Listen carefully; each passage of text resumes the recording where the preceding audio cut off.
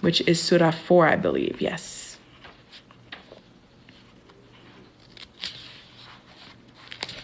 It's a bit of a longer surah. It's about 176 ayats. So if my phone dies while we are reading this, please forgive me. Okay, so let me go ahead and mark the end of it.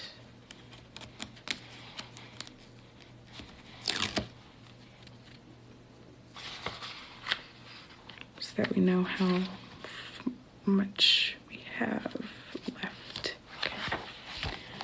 So for those of you who are not Muslim, who just come to my lives to learn, this chapter focuses on the rights of women, hence the chapter's name, the law of inheritance, care for orphans, lawful and unlawful women to marry, and standing for justice.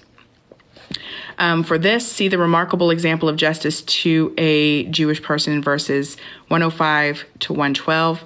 As the chapter progresses, the focus shifts to the etiquette of striving in the cause of God and the relationship between Muslims and the people of the book, culminating in a rebuttal to the claims about the crucifixion and divinity of Jesus.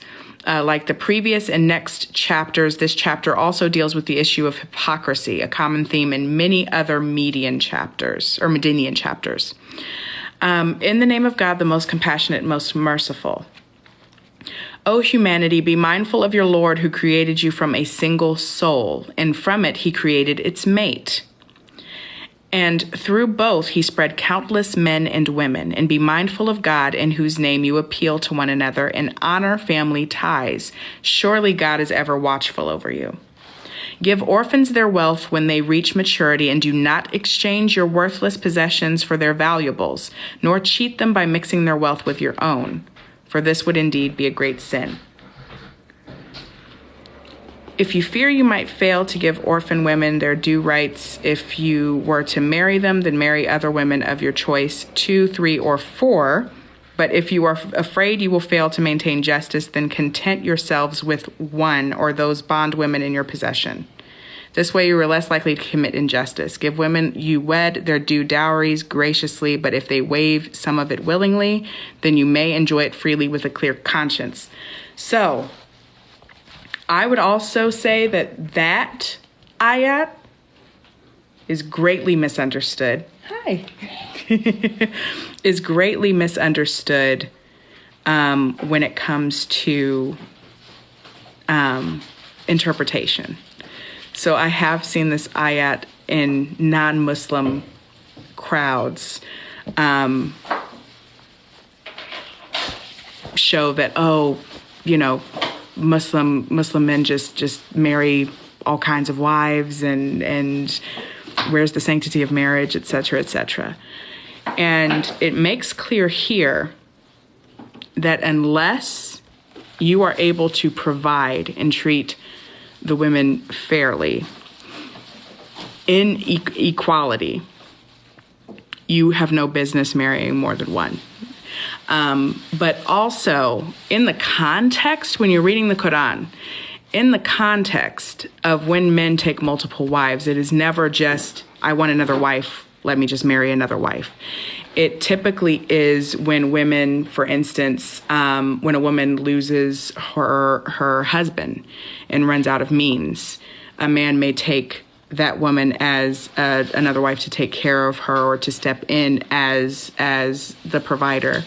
So that you have to look at certain aspects of the Quran, and that's what this book mentions as well. The Quran isn't typically a book that you interpret ayat by ayat. There is a message in its entirety that you have to consider when you're reading each ayat. And I'm going to find exactly where that says that in this book because I found it to be an excellent interpretation. So let me see. Where was it?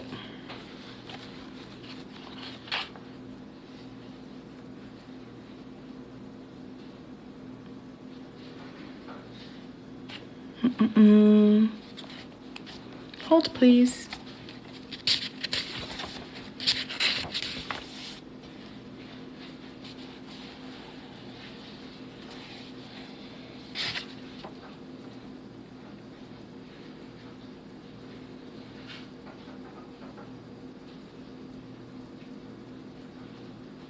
Here it is. Each term should therefore be examined on the basis of its language, syntactical structures, and textual context in order to more fully determine the parameters of meaning.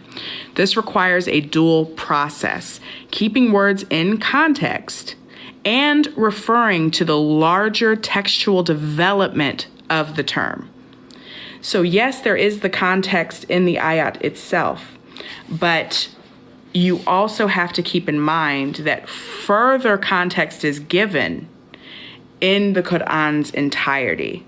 So for people who are discovering the Quran for the first time, or for people who are non-Muslim, or for born Muslims who are used to the Arabic version and are now exploring any translations for further clarification or to be able to understand the Quran more deeply, you have to keep in mind that there is much in the Quran, and that's why I'm interested in becoming a scholar, because what I've also found is that there is further context in what is in the Quran in other texts as well, like the Gospel and the Torah.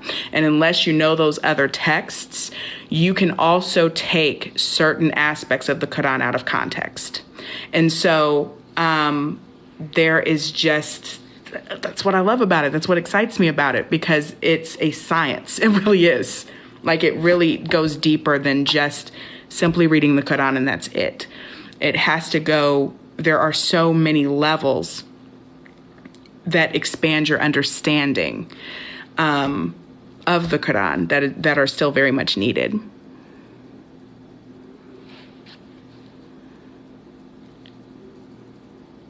Okay, so let us continue.